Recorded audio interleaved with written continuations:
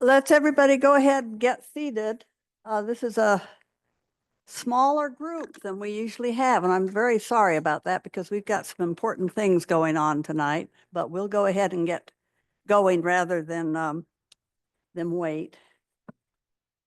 And we'll have our speaker up here in just a minute, but we've got some important business before that. My name is Mayo Taylor. I'm the president of the Blue Ridge Naturalist Network, and I'd like all of our board members to stand up for anybody who doesn't know them. Sorry, our Zoomers can't see it, but we've got Diane Mooney as our communications. Nancy Cole here is our secretary. Right behind them is Chris Stewart. She takes membership checks and keeps track of you. And then we've got Paul Fredrickson over here, and you'll be hearing from him about the astonishing number of hikes that he has gotten set up for us already. This is also visible on the Zoom. So. Oh, okay. Yeah. Just keep an eye out on that. If it comes up again, I'll come back. Okay. I always like to start by thanking the University of North Carolina, and in particular the wonderful people at Ollie for offering this space to us. Not only do they let us have this beautiful room at no cost, they provide Walter and other excellent technical students who make it all go so easily. So it's a wonderful community service, and a lot of our sister organizations take advantage of it. So we are grateful. We're going to kind of bring a circle around because tonight we're going to do what we couldn't do in September. Our annual meeting was scheduled for Thursday, September 26th. And by the time our annual meeting was set to begin, the entrance of the Arboretum, where it was going to be held, was already flooding. And so, of course, the event was canceled. We weren't able to do it. We had 3 other events canceled in quick order after that. So it was a rough fall for our little organization, as well as a massively rough fall for everybody else. But we are finally going to discharge that.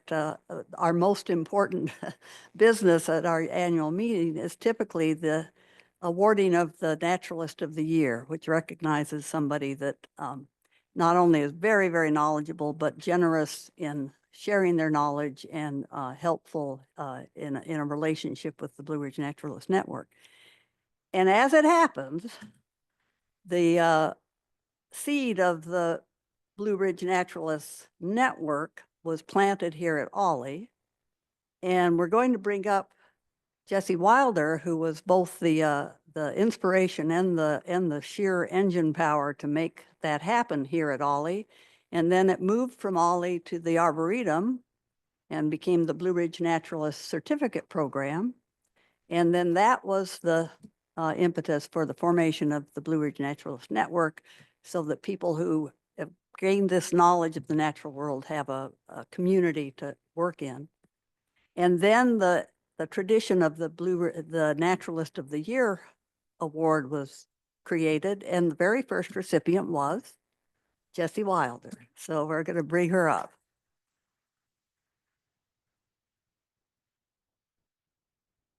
Can everyone hear me? Hey, everybody, I'm Jessie, and I feel like I'm the luckiest person in the world here tonight, because not only do I get to give an award that I really care about, but I get to give it to really dear friends. So, as most of you probably know already, because it's been publicized, our naturalists, plural, of the year for 2024 are Marilyn Colton and Lou Dwarshish. And I'm going to invite y'all to come up here and sit.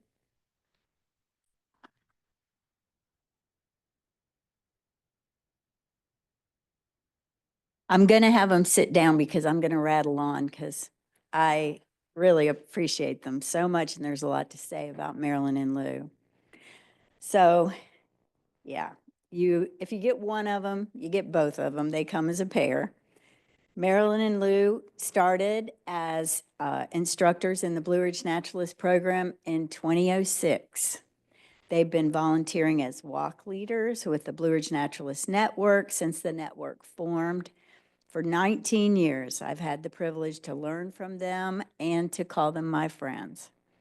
Both Marilyn and Lou have been observers and appreciators of the natural world for their whole lives since they were kids. Marilyn has fond memories of visiting a family's farm and enjoying the animals that lived there. Her family had a summer cottage with woods to explore, and she loved the life the forest had to offer. And Lou grew up as a city kid in the Chicago area, but he was lucky enough to have a father who gardened and instilled a love of plants in him and his son. He also benefited from the large city parks where he could indulge his love of nature, especially plants. And you may or may not know this story, but a year before Marilyn ever met Lou, she saw a photograph of him and his young son in the newspaper. And she thought it was cute as Lou was donned in his cap and gown, and his little son was by his side as Lou received his PhD, and he had his own little cap and gown on.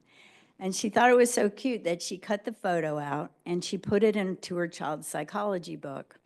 And 1 year after cutting out that photo, she met Lou. Excuse me. 9 years later, in 1983, they married. This proves, I think, that Marilyn has quite the magic to pull beautiful things into her life. Marilyn was the first of this pair to develop an interest in birds. She joined the Audubon Society in Ann Arbor, Michigan, and started learning about the joy of birding. When there were no birds present, she and other birders focused on the wildflowers they were seeing. And as Marilyn says, they're a lot easier to ID because they're not flying around.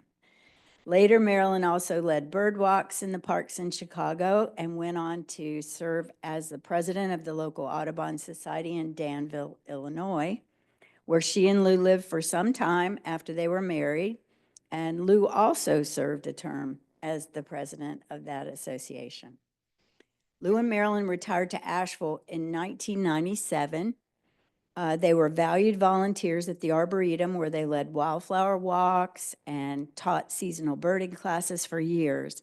After joining the Center for Creative Retirement, which is now OLLI, they volunteered in the College for Seniors program, teaching members about birds and local wildflowers. They've traveled extensively in the United States, birding and exploring.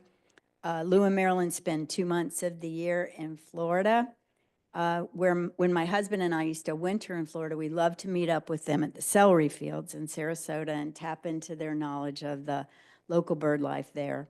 Some of the countries they have visited and birded in include Canada, Belize, Trinidad and Tobago, New Zealand, and Switzerland. Besides being knowledgeable about nature, Lou is also a handy woodworker. And if you spend time at the botanical gardens in Asheville, you have most likely benefited from steps and stairs and shade structures that were co-built by Lou. In 2005, the Blue Ridge Naturalist offered its first classes, and I remember Marilyn coming by my office at the Reuters Center and expressing how excited she was that there were going to be programs about nature. And I liked her right away. And not long after that, I was introduced to Lou, and our Mutual Admiration Society was born. We were off and running. And it was in 2006 that the Blue Ridge Naturalist offered our first birding class. It was a core class for the certificate students, and I worked with Marilyn and Lou to design the birding curriculum. I wanted the classes to be thorough, and classes back then were 8 weeks long.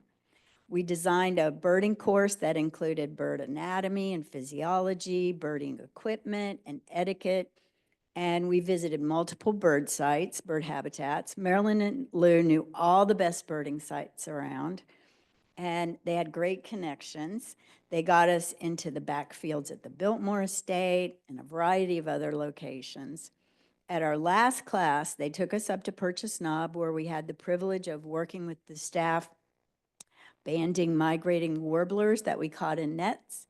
We measured and weighed them and recorded their little sex organs and clipped their toenails and got a drop of blood that would tell us if they had mite DNA and an infestation that might adversely affect their health. And it gave the students a real taste of what citizen science could be.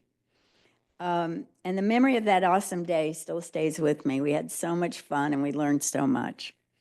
Marilyn and Lou both hold PhDs in psychology, and I think that makes them better teachers because they know how people tick and how they learn.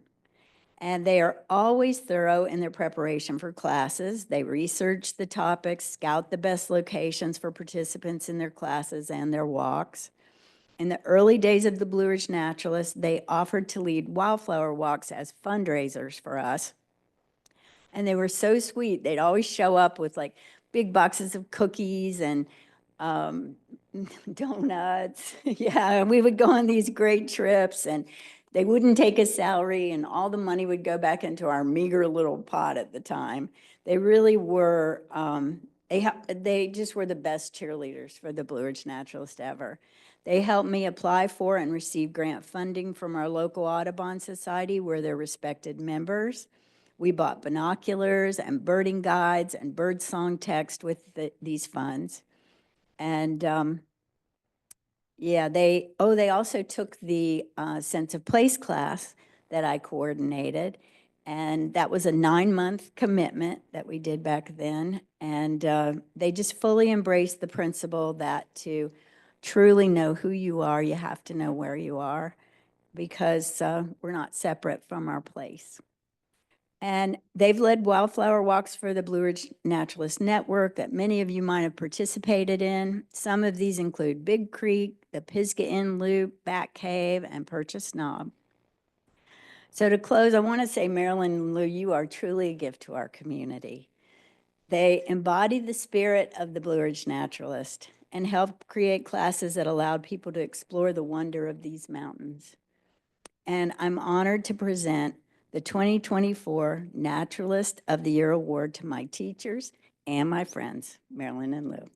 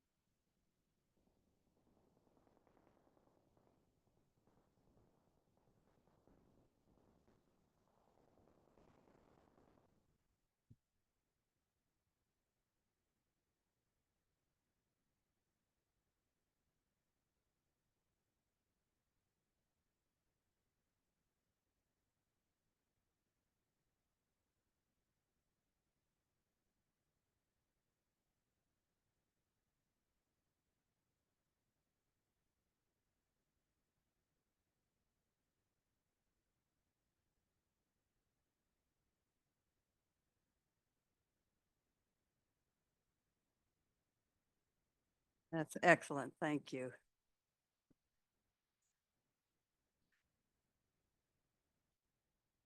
All right, we're going to keep our announcements really quick so that we can get to our speaker.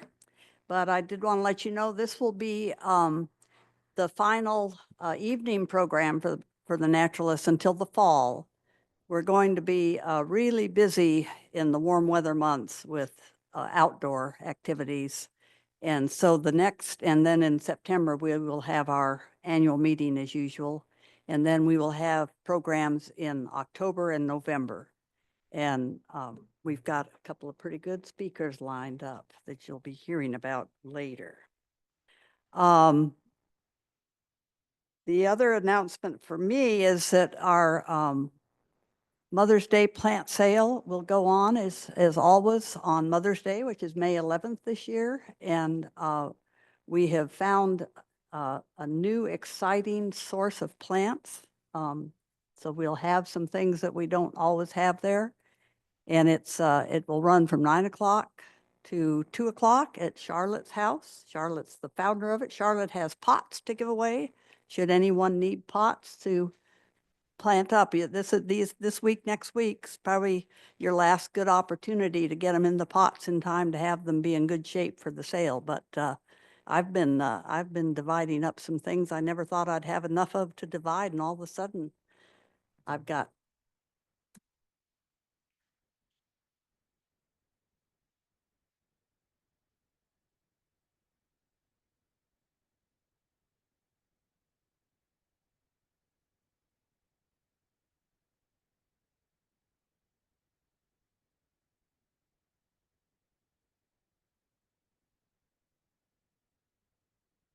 For those of ours,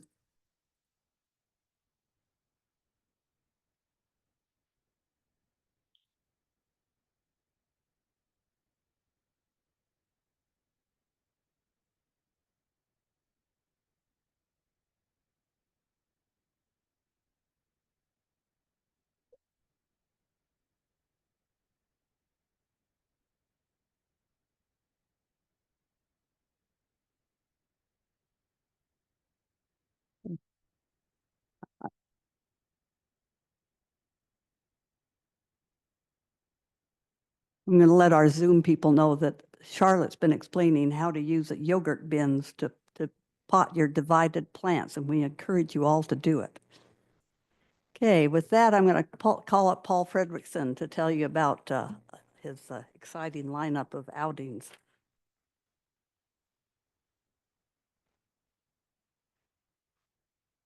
First of all, thank you to Marilyn and Lou for doing some of the hikes last year at Purchase Knob and also Craven Gap. Those were great. We look forward to your participation, maybe Purchase Knob again this year. Who knows? Anyhow, a little bit, first of all, thank you to Conserving Carolina for all the work they've done for many of the trails that we go on. We were going to go on Bell Park earlier. That's one of their events, their trails. And unfortunately, we had to cancel because of the smoke.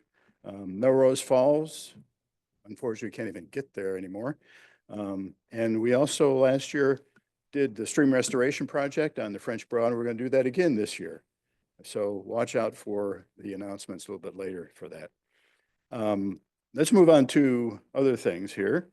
First of all, April 2nd, a great group of us went on a hike in Station Cove. What a beautiful place that was. And if you go to the Blue Ridge Naturalist Network Facebook page, you'll be able to see all the beautiful flowers that we saw. Just great, wonderful place. On April 8th, unfortunately, it has been postponed to April 29th because of lack of wildflowers blooming. I guess we're all seeing that delay and these eruption of the blooms. So they will now be on April 29th. And make sure, those of you who have signed up, make sure you communicate back to me that you're going to be attending the April 29th event. April 15th, is it next week? Yeah, next week, Rocky Fork. We're going up there. We have a full house of 20, plus or minus, and we're going to be taking a tour led by the ranger, Jeff Sweeney. He's a park ranger there, and he's going to show us the wildflowers in Rocky Fork. Then we're going to be moving on to Cat Gap, April 24th. It's down by the fish hatchery.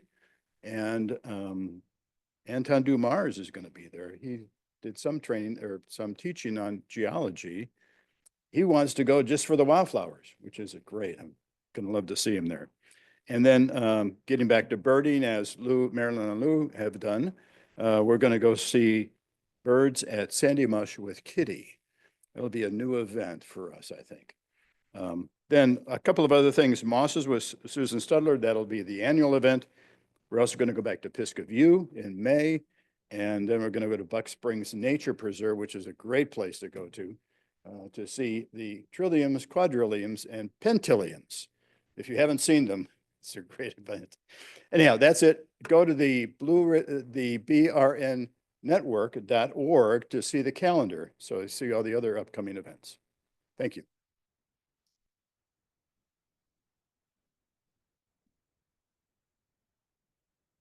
All right. I'm going to remind people we've got viewers on Zoom, and that means that anybody who talks needs to talk into a microphone. So we usually try to hold the questions to the end. And if you do have a question, we will get a microphone to you to so that you will be heard by the people on Zoom, and in turn, the people on Zoom can put theirs in chat, and I will forward them up to the speaker after after she's done talking. So let's get her up here. This is Pam Torlina. She is the Community Engagement Director of Conserving Carolina. She was scheduled to speak to us in the second Tuesday of October, but for various reasons, really just one big one, she wasn't able to do that. And so we are very, very glad to have her come now. She is a field biologist, and she's been with the Conservancy for 18 years, which I figured out is just about half of its life. So we're, we're going to bring up Pam Torlina.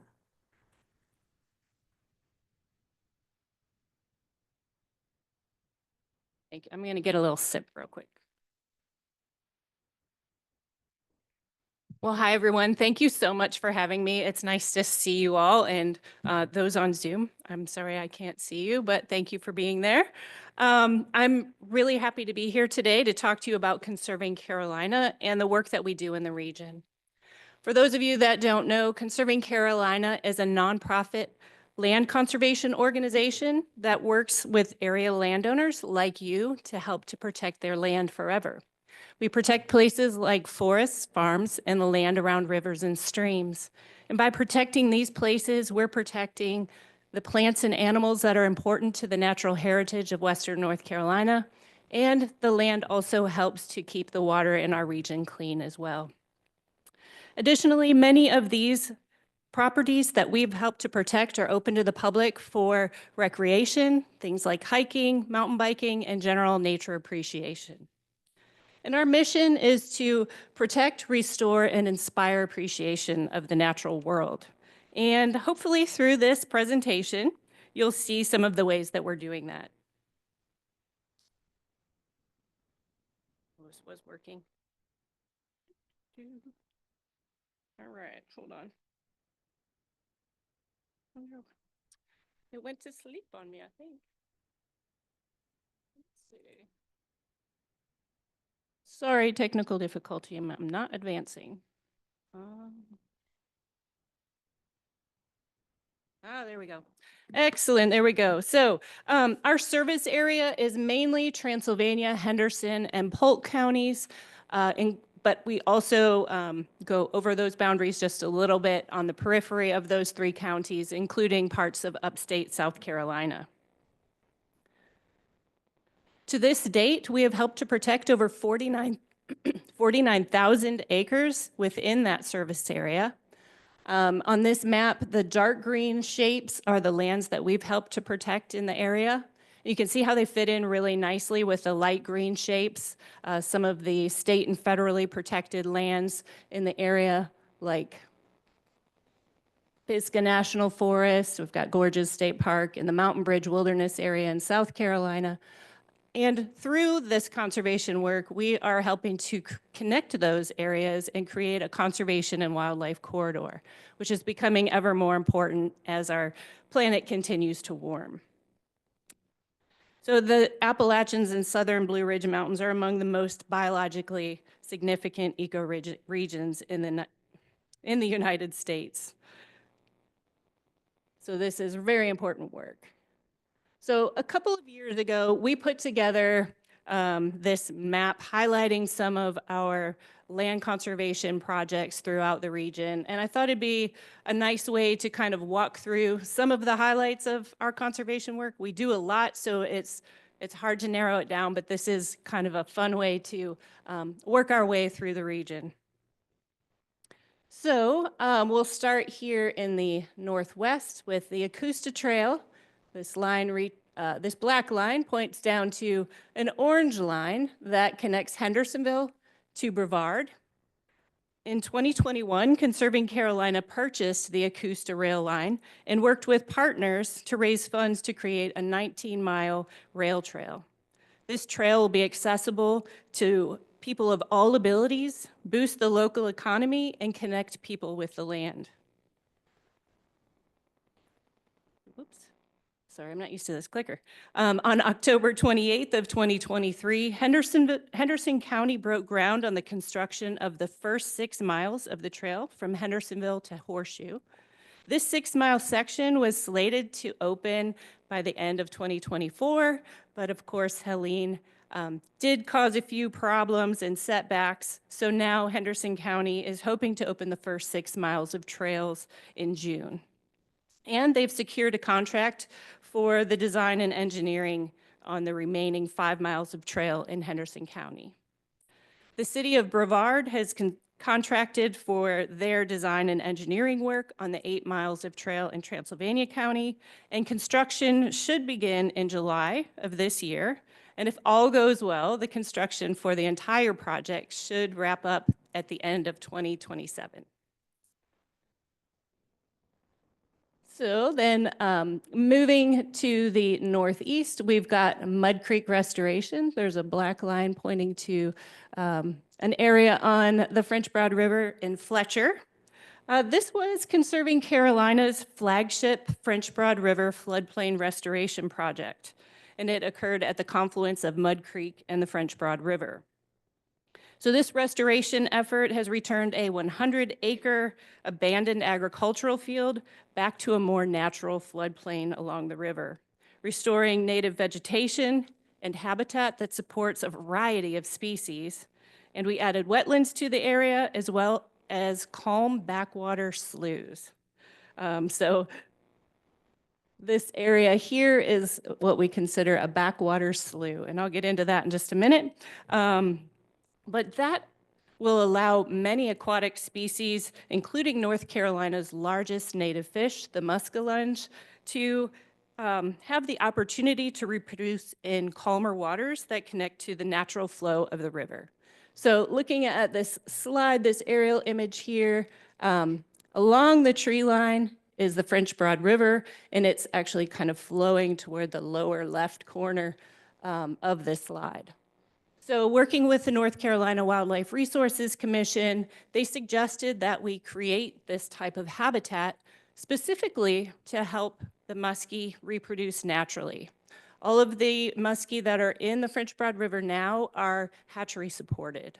So the hope is that one day they will have the type of habitat required to naturally reproduce. Unfortunately, through history, that habitat has been destroyed because of us, whether it be for agriculture or development. So if you can imagine, though, a lot of aquatic species are taking advantage of this calm water.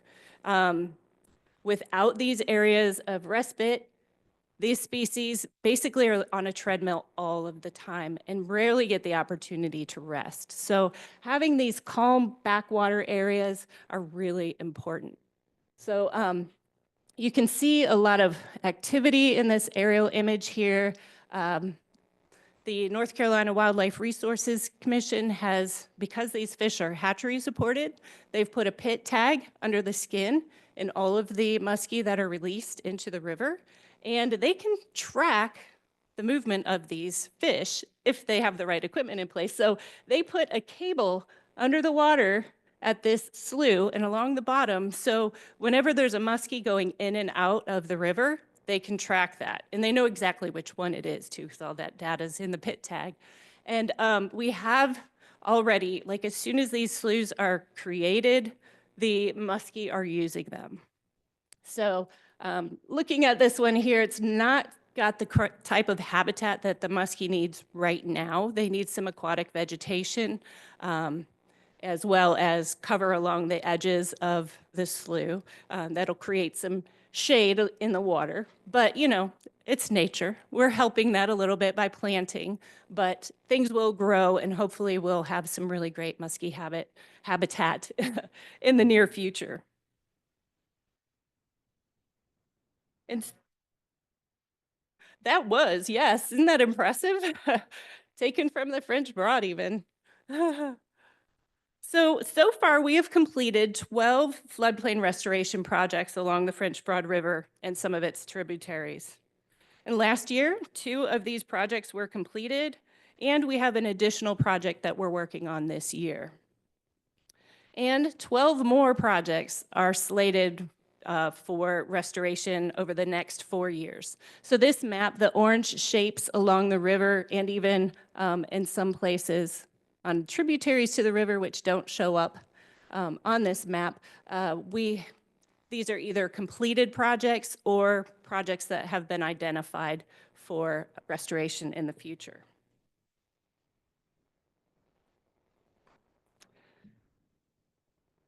So our Pleasant Grove Restoration Project is an example of one of the projects that we completed in 2023, and I love that some of you have been out there to the site. It's really amazing what, the transformation that has occurred. Conserving Carolina bought this 70-acre property in 2017 as part of the failed Seven Falls development in Etowah, where new homes would have been built around a golf course. So the straightened streams from agriculture before the golf course have been tapered along the edges, as well as given some riffles and runs to create really great habitat and also allow the water to rise naturally without creating a bunch of erosion, which would have occurred in the past and obviously did occur in the past. But also the man-made levees or earthen berms that were built to keep water off of the land, the floodplain, were breached in 3 different areas along the river, which allowed it to overflow onto the floodplain, which allows the water to overflow onto the floodplain during periods of high water. Native trees have been planted on 29 acres beside the river, and this reforestation will provide a natural buffer along the river for 2/3 of a mile. So there were 2 ponds on this property, and one of them was breached. This is a former 7-acre pond. It was breached and connects to the river, which is along the edge, kind of flowing toward the Conserving Carolina symbol in the lower right-hand corner. But yeah, so this created another important habitat, these backwater sloughs. We did leave 1 pond in place, and it creates 7 acres of more aquatic habitat, just a different type, which is wonderful. There are 22 acres of wetlands that were created on the site as well. And fill dirt that was left from the excavation formed higher ground in one area, which is now seeded with pollinator plants and will create a 13-acre wildflower meadow. And we're working to establish 2 miles of hiking trails on the property as well, which will eventually be open to the public. We're hoping to give this property a little bit more time to become established before we invite too many people on. Additionally, on April 1st, we opened one of our restoration projects to the public. This is the first of these projects to be open to the public, and the restoration was just completed last year. So located in Mills River, our Kingsbridge restoration site is on 87 acres of a former sod farm. Conserving Carolina purchased this property in 2020, and in 2021, we transferred the site to the Wildlife Resources Commission. This site is very much a work in progress, but it's already a really sweet spot for fishing, birding, and experiencing nature. And it will only get better. And during Helene, these 3 projects alone contained at least 3,680 acre-feet of water.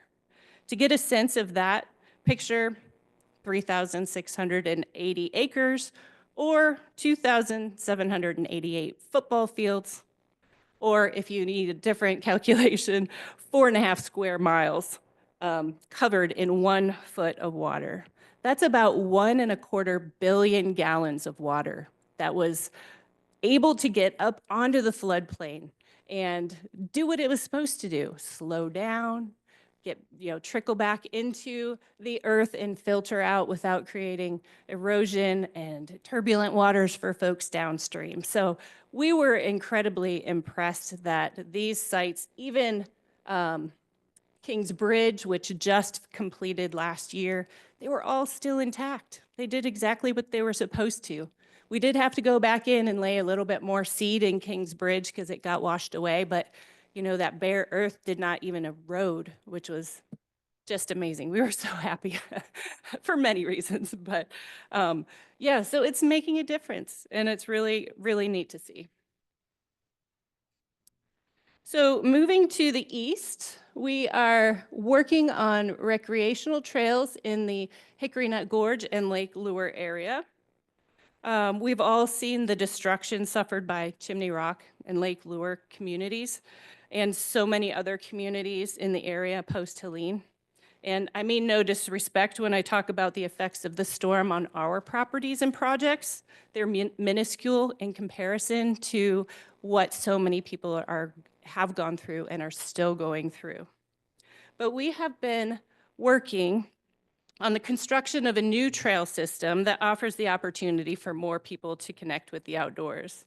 The proposed Hickory Nut Gorge State Trail, which is that state trail designation, is kind of unique and allows us to apply for funding through the federal government to help with the creation of this, as well as the state backs the idea and wants to help create it. So we're in the process of building approximately 100 miles of connected trail in this area. We had established about 38 miles of trail that were open to the public as well. So looking at the map, the solid black lines are the areas that we have created trails. So we've got a small loop in the upper left-hand corner in the upper Hickory Nut Gorge. The red dashed lines are kind of the proposed hopeful route for our trail, but of course, you know, there are a lot of variables we have to work out to make that happen. But this is our grand scheme. So that small loop will be connected by another trail that goes to a really large loop around Lake Lure. So post-Helene, all of these trails were closed. Our assessment of the trails showed that 1,656 linear feet of trail were impacted by the storm, and we had nearly 500 trees down over and on the trails. We've been working with partners and volunteers to get these trails back open to the public. And currently, 16 miles of trails are back open. Our Strawberry Gap and Trombatory trails are open, as well as Young's Mountain. And if you are not familiar, Strawberry Gap and Trombatory are between Bear Wallow Mountain Road and 74A. And then Young's Mountain is up in the upper right toward the northeast of Lake Lure.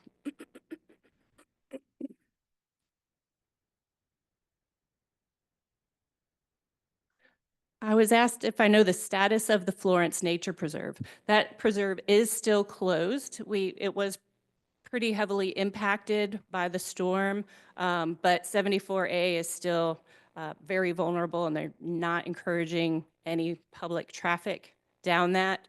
The community is still recovering, and a lot of the first responders and so forth are helping the community. And don't feel like it would be responsible to have to go on a search and rescue, for instance, as opposed to helping the community recover from Helene. So we're being very sensitive to those issues within the community. And, but yeah, so it is still closed, as is Wildcat Rock, which is on the other side of the road from Florence Nature Preserve. Oops, I've got a picture. Whoop.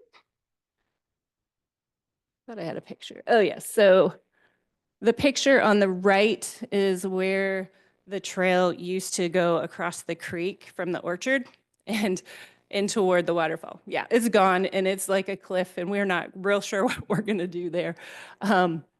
The other picture is from Buffalo Creek Park, if you were to access Weed Patch Mountain from the east. So Florence Nature Preserve, Wildcat Rock, and Bear Wallow Mountain trails are still closed, but Bear Wallow Mountain Trail may be opening soon, so you know, keep your ear out for any updates on that. Yes, Paul?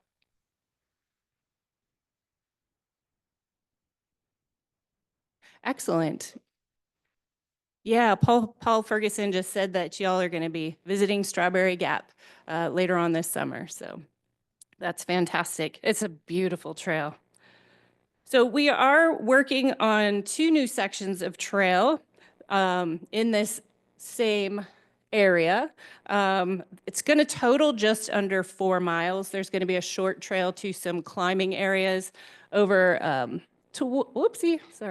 over toward Buffalo Creek Park and Weed Patch Mountain, and then another section of trail, I think up in this blue area that we recently, we have been working on acquiring. So we hope to have those open maybe later this summer. So keep an eye out for that as well. So we're still chugging along and making progress on this trail, even with some of the work that we need to do to help repair the trails that we had previously constructed.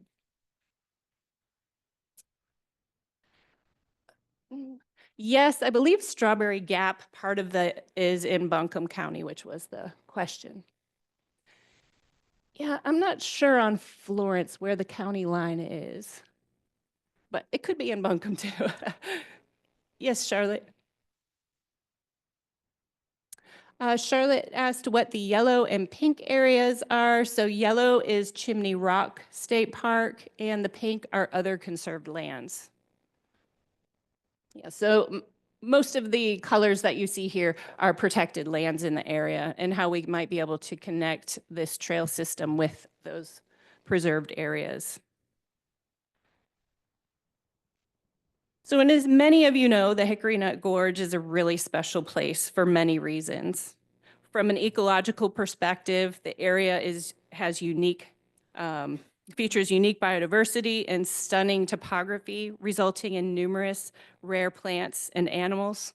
In fact, within a 3-mile radius from the west end of the lake, where the Broad River joins the lake, kind of where the Flowering Bridge used to be, there are at least 60 rare plants, animals, and natural communities that have been identified by the North Carolina Natural Heritage Program.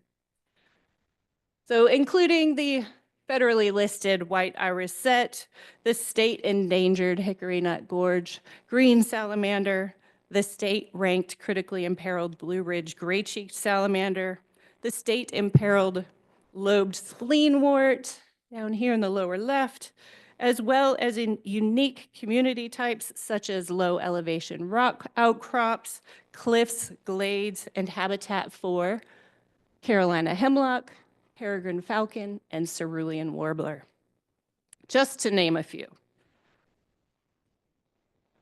So Lake Lure's history began in 1925 when the Morse family created Carolina Mountain Power Company, which funded the dam construction on the Broad River, creating the lake and town of Lake Lure in 1927. The dam was completed in 1926, and the lake was intended to be a centerpiece for expansive resorts and real estate developments. Fortunately, this area was recognized as having high ecological value and by numerous organizations, and this type of development was thwarted by conservation. And not just by Conserving Carolina, but also the Nature Conservancy that began the protection of Bat Cave with the protection of Bat Cave in 1984. So Bat Cave is the largest fissure cave in the world, and it provides critical habitat for numerous threatened and endangered species of bats, including little brown bat, tricolored bat, northern long-eared bat, and Indiana bats. Additionally, the Foothills Conservancy of North Carolina, the Southern Appalachian Highlands Conservancy, and the state of North Carolina have helped preserve and protect land in this area. Together, all of these organizations and the state have protected over or near 12,000 acres so far, and created an incredible conservation and wildlife corridor and a real conservation success story. So since around 2025, Conserving Carolina has focused work in this area, beginning with a partnership with the community to help protect what is now Chimney Rock State Park. This area was threatened to become a private gated housing community that would close off the public from enjoying this really precious area. So likewise, another project that Conserving Carolina helped the community protect, DuPont State Recreational Forest. Same thing, it was slated to become a private gated housing community. So can you imagine our region without these really special recreational places? I mean, not only for the folks who live here, but so many folks that come and visit our area each year as well. All right, so moving to the southeast, let's see, we've got our Little White Oak Mountain project in Polk County, where we protected over 1,000 acres on Little White Oak Mountain. So this map shows the property. So everything except the light green, which is labeled as Green River Game Lands, and the kind of light gray, which is labeled as Polk County Recreation Complex. Everything else is part of the over 1,000 acres that we help to protect on the side of Little White Oak Mountain. And it has different colors for a reason. I'll get to that. So this property now protects prominent view sheds in the county, habitat for native plants and animals, including rare and threatened species, as well as the protection of numerous streams that flow into White Oak Creek and the Green and Broad Rivers. So 600 acres of this tract. Well, and also imagine right where the Green River Game Lands and this parcel come together, that's the ridgeline of the mountain right here. So 600 acres of this tract, the green shape, the darker green shape, were transferred to the state of North Carolina to expand the Green River Game Lands. And this continues to be public land. 439 acres, so the brown and kind of yellowy orange parcels were transferred to Polk County for a local park. And this park connects the counties to the county's recreational complex. So that lighter gray portion connects to the brown parcel. So in that, I don't know if you noticed, but that recreational complex connects directly to Polk County Middle School.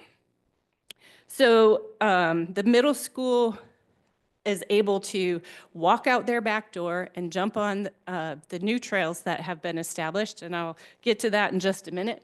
The plan initially was to create 7 to 10 miles of hiking and mountain biking trails.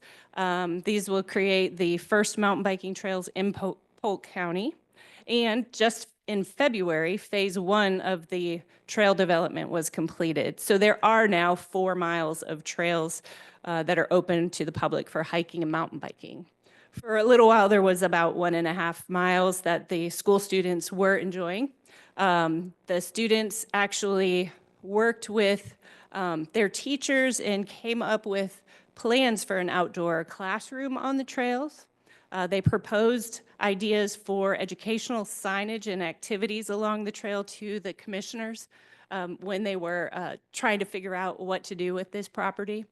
So the kids have had a direct connection with the land and the development of these trails, as well as they can go out and have their lessons outside. And the teachers are using it as well. And it's just wonderful to see how well the property is being utilized. So another nice thing about this project is that the county received grant funding to acquire the land and build the trails. So this is at no cost to the county residents. And you're probably wondering what's happening with that little pink parcel there. So that's about 29 acres of land that was disturbed by the developer that owned this property prior to us purchasing it. It was, again, going to be a gated housing community. And it had relatively low conservation value. You know, they had their trucks in there and whatnot. And so we decided that it might be better put to use, not as for conservation, but for housing, for workforce housing. So the folks that work and serve in the county can afford to live in the county. Polk County is agrarian, but there's a lot of horse properties. It's very expensive to buy land there. So a lot of our service providers, so firemen, teachers, that type of thing, can't afford to live in the county that they serve. So we partnered with the Housing Assistance Corporation, and they are going to provide much needed workforce housing to residents that serve the community. We also worked with the Green Infrastructure Center to create a conservation site design in this area that preserves two-thirds of the forest cover in the new neighborhood. And construction has started on some of the homes that will be in this site. And in total, about 20 homes will be in this 29 acres. And how lucky are these folks that they're going to have this park right in their backyard? It's just awesome. So then, let's see, moving to the southwest, we've got our Salutagrade Trail here, this black line leading to an orange line that goes behind, I can't read what that says. Oh, I probably, behind Norman Wilder Forest there. So down here in Inman, South Carolina is where the Salutagrade rail line, the section that we're working with partners to protect, starts, and then it goes up into North Carolina, ending in Zirconia. So this 31 miles of rail line stretches from Inman, South Carolina, like I mentioned, through Campobello and Landrum, into North Carolina through Tryon and Saluda, and ending in Zirconia, North Carolina. So we're currently focused on raising funds for this project that will link these communities and provide public recreation as well as promote economic, health, and environmental benefits. And we're working on this with our partners in South Carolina, Upstate Forever, and PAL, which stands for Play, Advocate, Live Well. So let's see here. This map, oh, my wording got messed up. This map shows a plan for expanding and connecting trails and greenways in the area. So the yellow dotted line, whoops, the yellow dotted line is the Acosta Trail. It's dotted because it is not complete yet. The solid black lines are completed projects, whether they be greenways or rail trails. There are far fewer completed projects than we have proposed projects, but you know, we've got to have a plan and work towards something. And we're all about connectivity, whether it be through our land protection projects or our trails and greenways. So the idea is to hopefully connect some of these trails. The Acosta Trail is going to connect with the Greenway in Brevard. We've got the Salutagrade with the dotted line here. And you notice there's a little section between the Acosta Trail and the Salutagrade rail line. Well, that's about 10 miles. That's owned by a different rail company than the two we've had to deal with so far. We had to deal with Watco to purchase the Acosta Trail, or excuse me, rail. And we're working with Norfolk Southern. We're under contract to purchase the Salutagrade rail. And then from what I understand, that 10 miles in Flat Rock is owned by, I think it's the Blue Ridge Southern Railroad, I believe. So, you know, we're starting conversations, but it's not like the same entity that you have a familiarity and relationship with, which is too bad because you kind of have to start dating a new person all over again, so to speak. So lots going on. And then moving back around to the southwest, we've got Headwaters State Forest. A few years ago, we helped to secure the preservation of 6,730 acres near the North Carolina, South Carolina state line. And that property adjoins 100,000 acres of existing protected land in North Carolina and South Carolina. The land is home to numerous rare and endangered plants and animals, including native brook trout, the hellbender salamander, and it includes more than 50 miles of streams with beautiful waterfalls that flow into the French Broad River.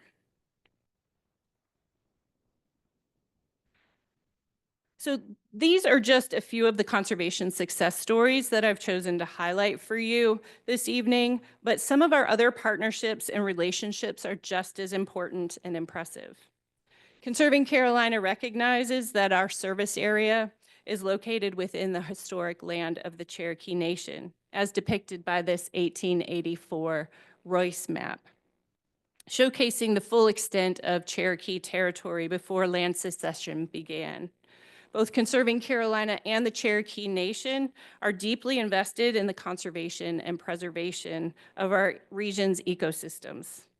Through acknowledging this shared interest and recognition that the land that we steward is not our own, we've begun to explore how our organization can best support the Cherokee community through our work.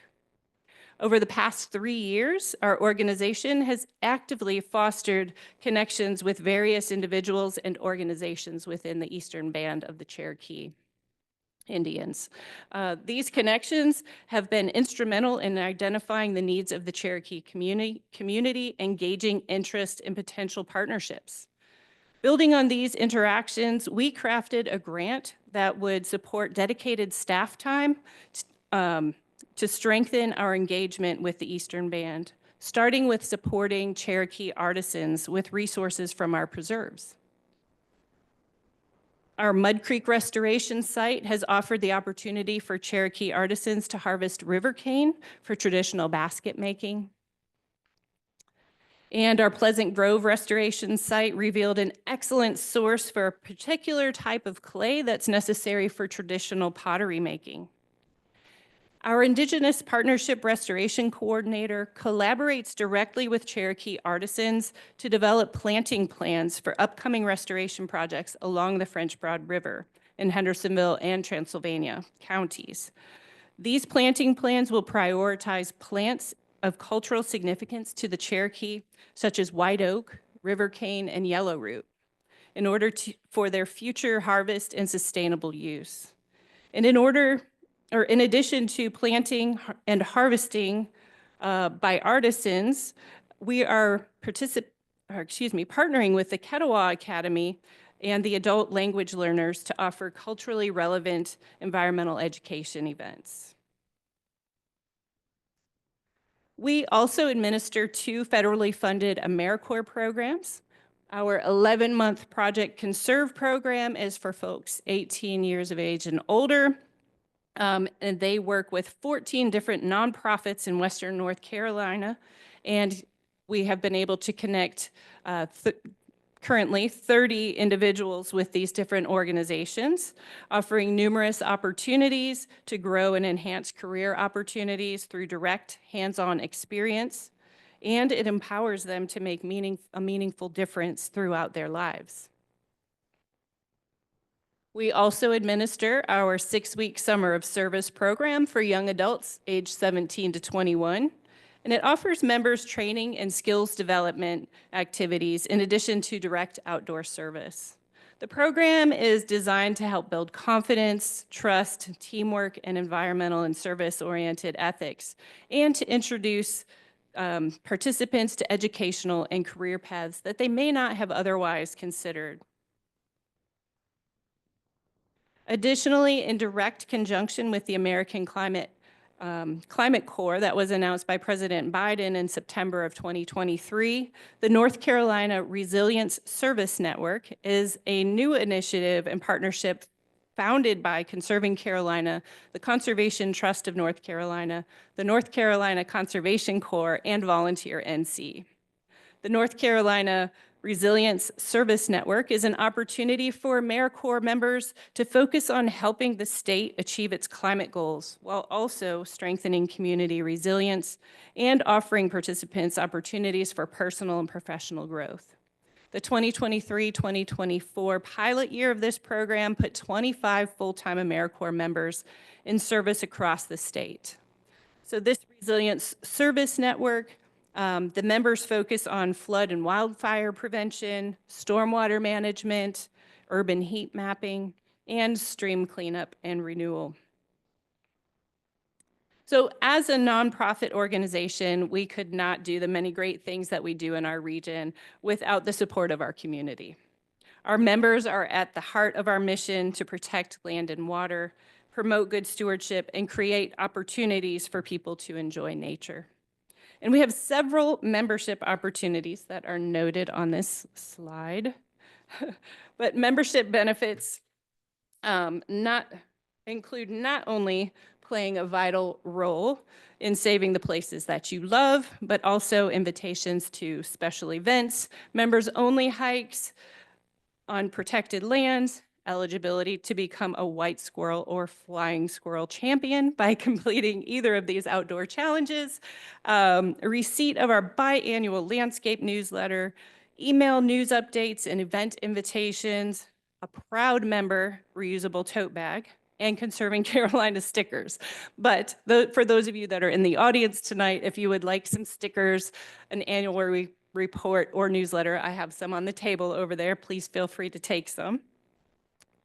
Additionally, our volunteers play an integral part in helping Conserving Carolina get so much great work done. And I don't think we could do all of the great things that we do in the region without this important help and support. There are a number of regular volunteer crews that you can join if you are interested, or you can check out our upcoming work days on our website calendar of events, or to stay in touch, you can sign up to receive our once-a-month volunteer email. So volunteers have fun, they make friends, and make a huge difference. Whether they're building trails, restoring wildlife habitat, helping with an event, assisting in our office, or serving on a committee, we couldn't accomplish all that we do without the incredible selfless gift of time offered by our volunteers. So that concludes my presentation, and I thank you so much for your time this evening and the opportunity to talk to you about Conserving Carolina. If you have any questions, I can do my best to answer them, but again, thank you so much.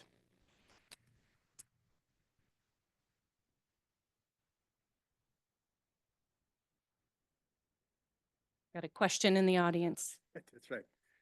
I saw, it was at the White Oak Mountain development that you were talking about. Little White Oak Mountain, yes. Adjacent to the Green River Game Lands, the impact from the fires down there? From what I know, Little White Oak Mountain was not affected by the fires. So where the Green River Game Lands are on the mountain is north facing. So it would have been like more north and west. But it was affected slightly by Helene, and there was a little bit of recovery that they had to do on the new trails, but happy to have those open now.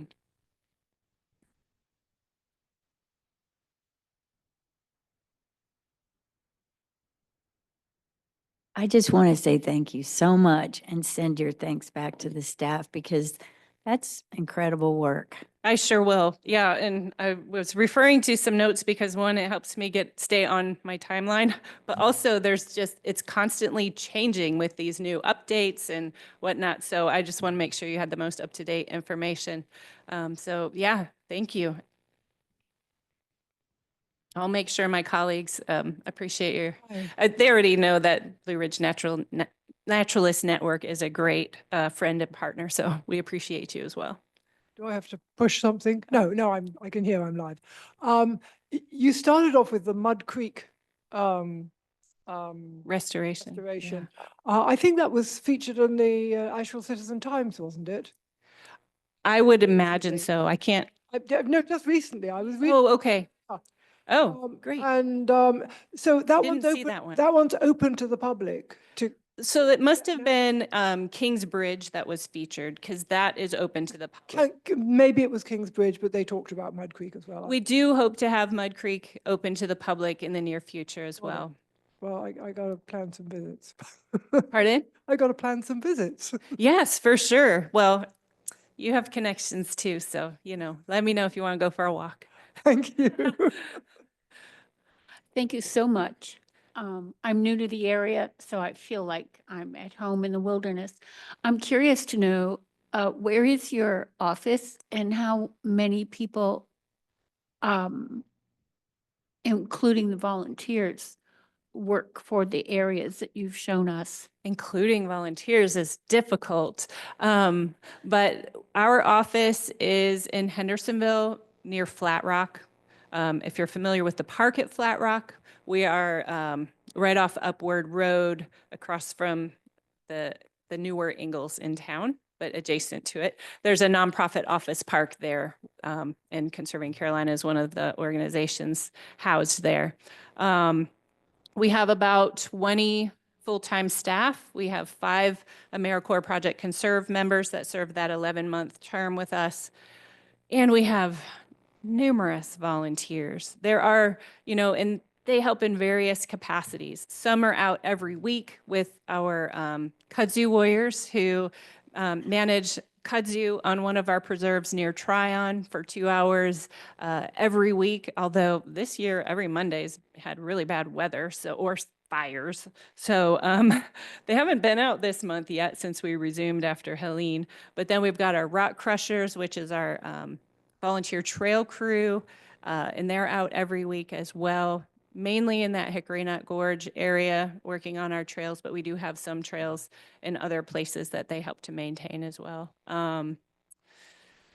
So volunteers, I think, as far as volunteers that have signed up, we have probably hundreds.